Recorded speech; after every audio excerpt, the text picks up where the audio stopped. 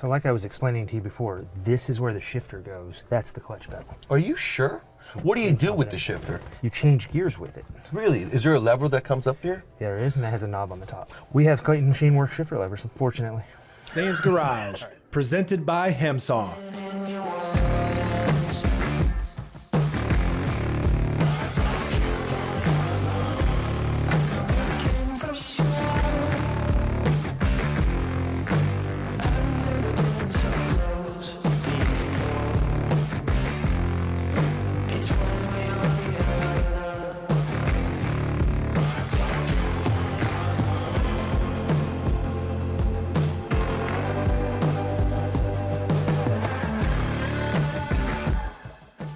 Coming up on this episode of Sam's Garage, Kevin helps Sam install the new Lokar shifter and knob in the '68 Chevelle.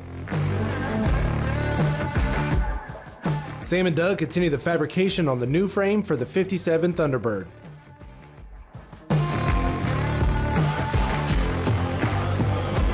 Sam reupholsters the seat in the Chevy C10 interior project.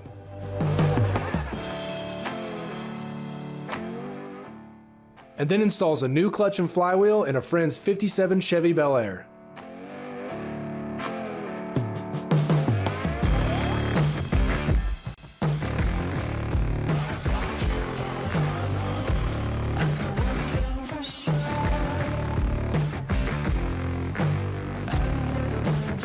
Kevin shows Sam how to install the new Lokar shifter and shift knob in the '68 Chevelle.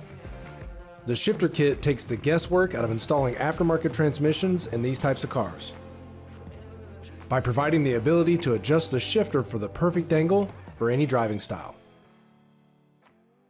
This is awesome. We're almost done. Kevin's going to show us about the shifter that they just created at Lokar by Clayton Machine. Well, we've got the shifter levers by Clayton Machine. It kind of gets confusing with our brands and stuff like that, but a lot of it comes down to style. This is an axis shift. It's pretty universal. We've got two different styles, one that'll bolt right to your existing lever, but in this case, we want to move to the front. We're fine using this bolt on, but it's going to raise us up. We got this low console. So we're going to go with our Axis Shift Pro, which actually replaces the whole shifter mechanism, brings it lower, still has the same adjustability, and if you need to, you can rotate it left to right.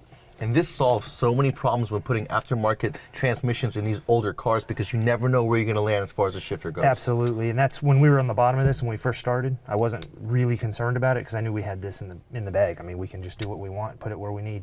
I wish this came out 2 decades ago. This makes, and that's the whole thing about Lokar. Yeah. Lokar makes engine swaps possible, period. Love it.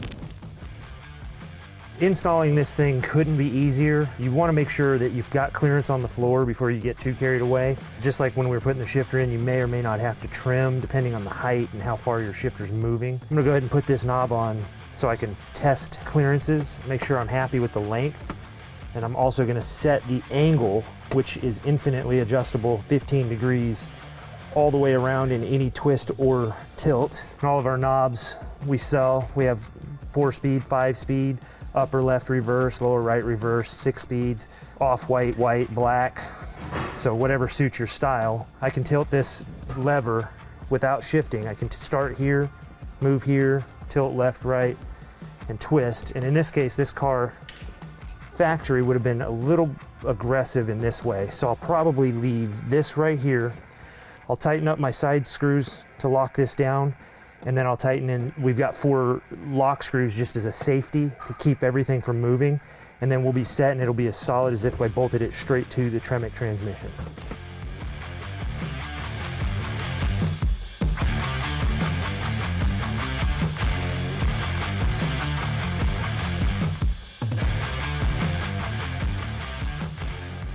Okay, now that I've got the shifter oriented where I want, it's at the right tilt and angle, I'm gonna go ahead and pull it out.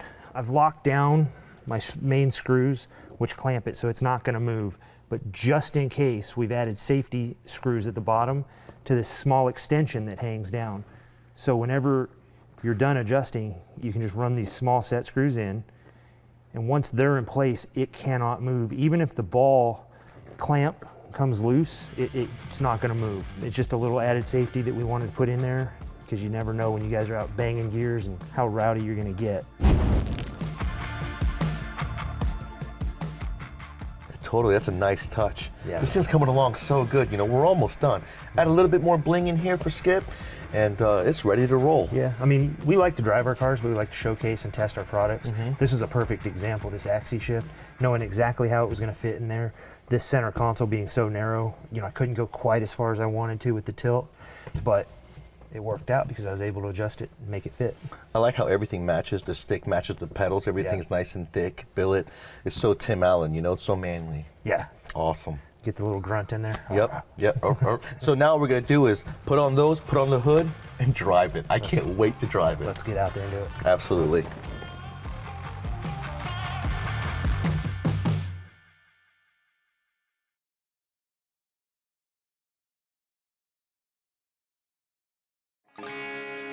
Sam's Garage, presented by HEM Saw.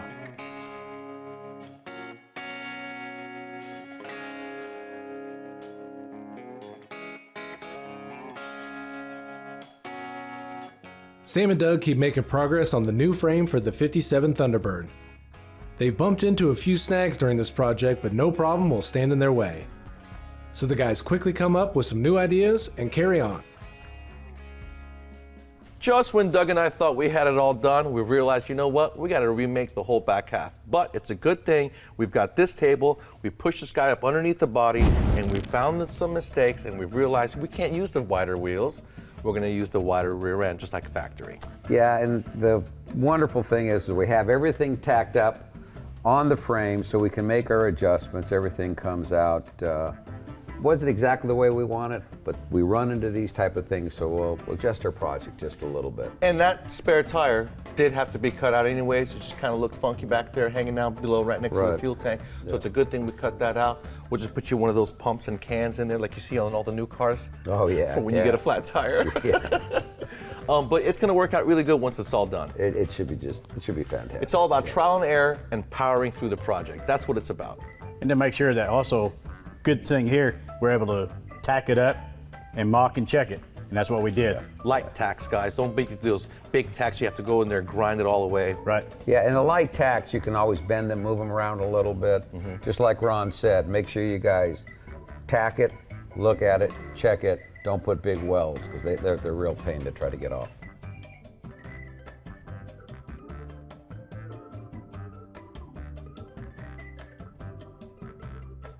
Ron and I mocked up the brakes and the hub onto our front suspension. We didn't put the caliper bracket or the calipers in place because we're totally not ready for them and we don't want them to get scratched up. So, but we do need the hub on there so that we can mock the wheel up on there to see exactly where it sits in the wheel well. Because at the end of the day, you can measure and measure all day. You really don't know exactly where it's going to sit in the wheel well. But when you have the wheel physically in place, you can stand back and your eyes will never lie to you, right, Ron? Yes, sir. And so what we also did was we were going to narrow the rear end with our new frame so that we can put some wider tires in the back. But after putting the car down onto the table, we've realized that we need to make it wide like the factory because of where the frame rails go into the body. So we have to remake the rear. Before we did the new measurements, we put the wheel in place on the front since we got the front mocked up, and we noticed that we had to push the table back about 2 inches, putting the wheel in the middle of that wheel well. Try to go, wider with the front or narrow with the frame to get a wider tire. But then again, we found out after we got it on the rack, like you said, it wouldn't fit. So now we got to go back and redo the rear end. So Joe is back in the design room cutting new pieces so that we can get the frame exactly where we need it with the arches going up for over the axle and then widen it to go underneath where the tank can go back into its place.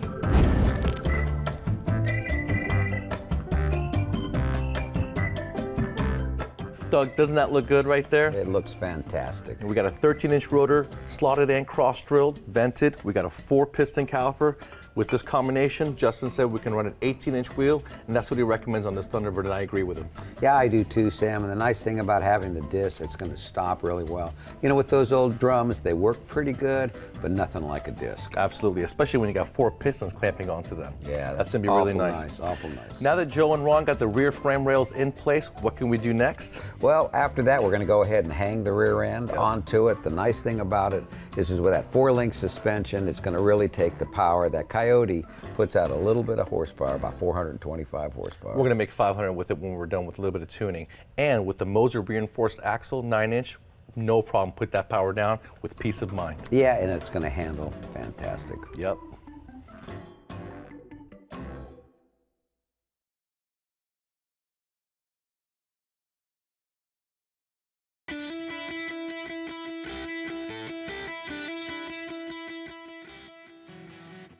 This is pretty cool. 1957 Bel Air. It's going to make 750 horsepower. Has a 454 LSX engine, supercharged. I've never seen a throttle body bigger than this one. So we're going to produce a lot of heat. We got to contain that heat. The best way to do it is going to be with an aluminum radiator. Now, Cold Case has been making it affordable for everyone to be able to own an aluminum radiator and not break the bank. They're much more efficient. You can tell it's got TIG welded construction. It comes with a limited lifetime warranty. And in this case, it's a complete module. So it comes with the core support, aluminum construction made to last a long, long time. It's also got the brackets for if you wanted to run a vintage air with a condenser. It's got the reservoir, mounts right onto the core support. It's got the cap. It's got everything you need to complete your project and keep that heat at bay. You guys want to keep your engine cool, make horsepower, and not have to worry about it? Check out Cold Case. Now back to more Sam's Garage. Sam takes us through the process of reupholstering the seat in the C10 truck. The new seat upholstery from Brothers Truck Parts makes this job very easy to do at home.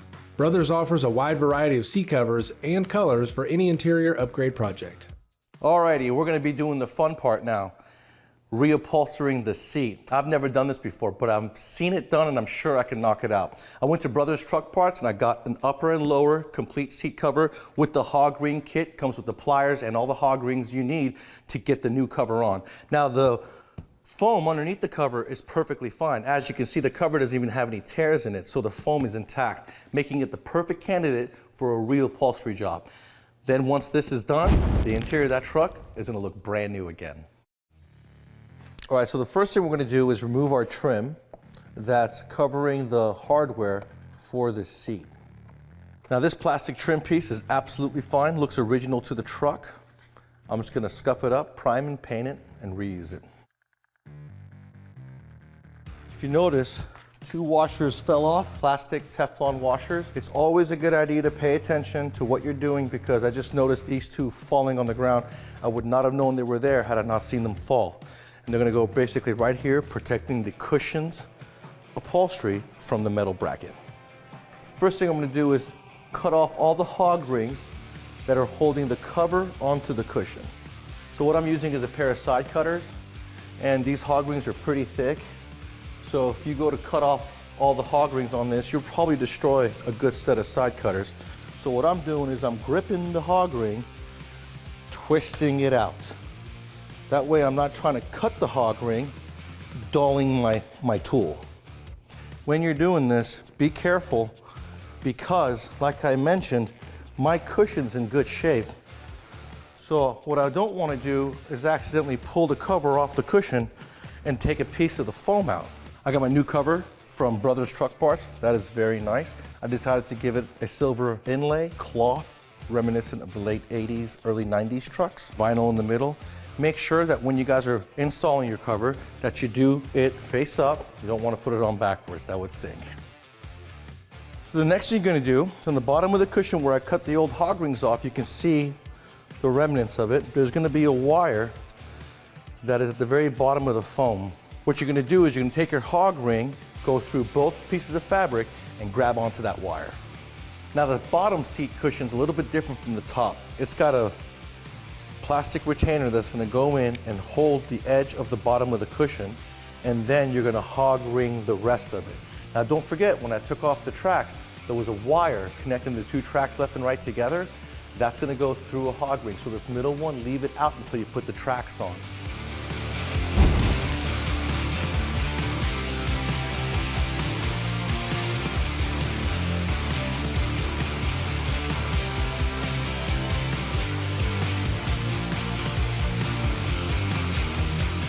That is nice. I'm very proud of myself for reupholstering the seat. First time ever. wasn't bad at all. It's actually pretty easy. It's very nice to look inside the cab of your truck and see that everything is new.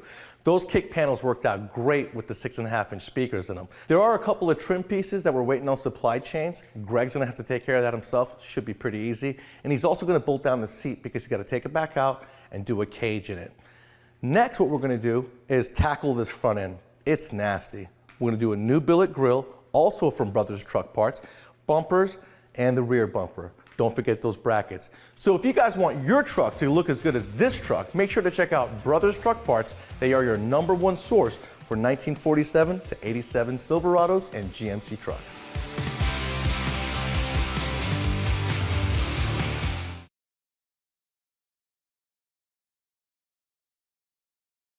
Sam's Garage, presented by HEM Saw.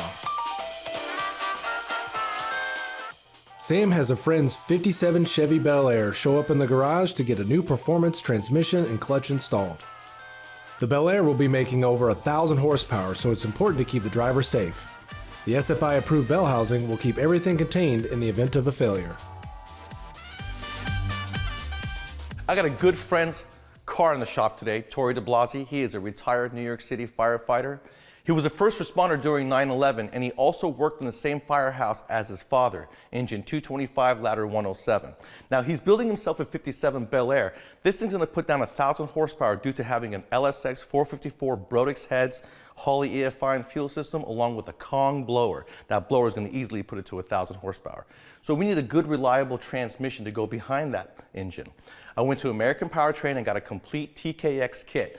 Now that is a compact 5-speed transmission that's going to handle our power, and it's going to work well within the tunnel of the car to where we don't have to modify anything. Now American Powertrain gives you guys options as to what power level you'll be using, as to what clutch they're going to give you. And within this kit, we have everything we need. We don't have to leave the house to get this kit installed. So let's get started. So the first step to our TKX installation is going to be the clutch and bell housing. Now this is a dual disc clutch. There's going to be multiple layers, and as you can see right here, there's a red mark on the pressure plate, on the intermediate plate. Now on the flywheel there are going to be 6 spacers where the studs are. Make sure they're in place, pay attention to them. Now when we go to torque down the flywheel, it is important that you read this tag. You have to torque down the flywheel in 3 steps like you're doing a cylinder head, and you only want to turn the hardware half a turn at a time so you can walk in the flywheel and create no binding. Now the discs are balanced, so it doesn't matter the orientation, but it does matter which direction you put it in, so read that sticker that says flywheel side. Comes with ARP hardware, 6 studs on the clutch, so you don't have to worry about dial pins.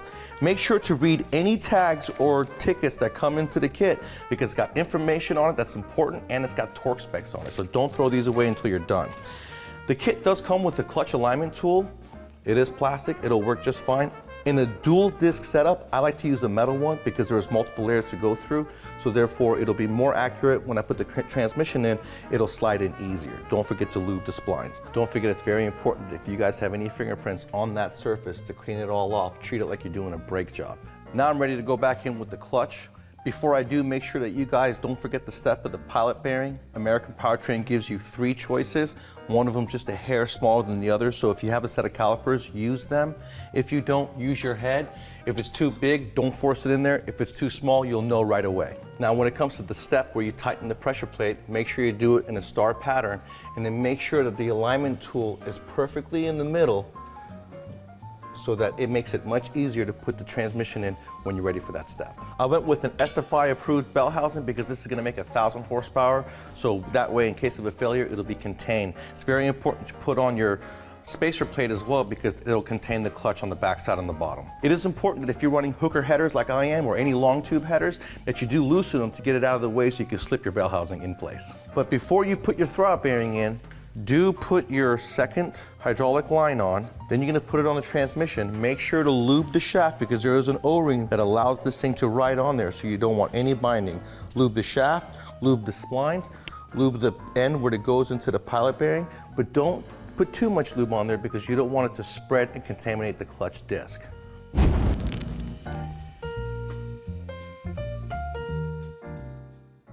That works out really nice. The clutch is bled, the shifter's in a perfect location. All we gotta do now is wait for the Lokar pedal, put some fuel in the tank, and this thing's ready to run. Everything I showed you today, you can get straight from American Powertrain, or you can get it from Summit Racing.